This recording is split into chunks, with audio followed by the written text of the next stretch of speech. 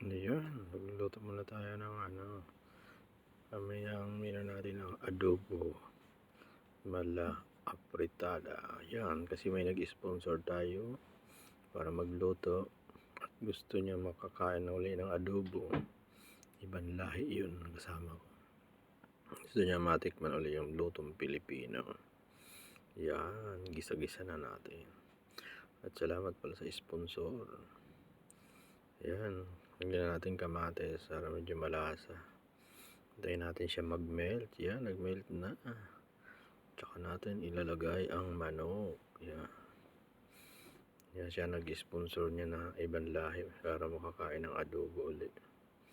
Yan. Tsaka lagyan natin siya ng laurel. Yan. At tsaka hintayin nag-melt. Ilagay natin yung minarinade ko pala yung kagabi. Lagyan natin konting ketchup. Yan, yung pinirito kong patatas at carrots. Yan, lagyan natin konting asukal. Yan. Kasi hindi ko na siya nilagyan toyo kasi minarinade ko na siya sa toyo kagabi. Yan, ayan, patapos na.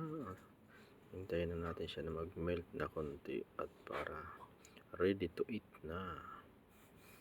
Ayan, salamat guys. Dalaw kayo sa bago kong ulam. Thank you.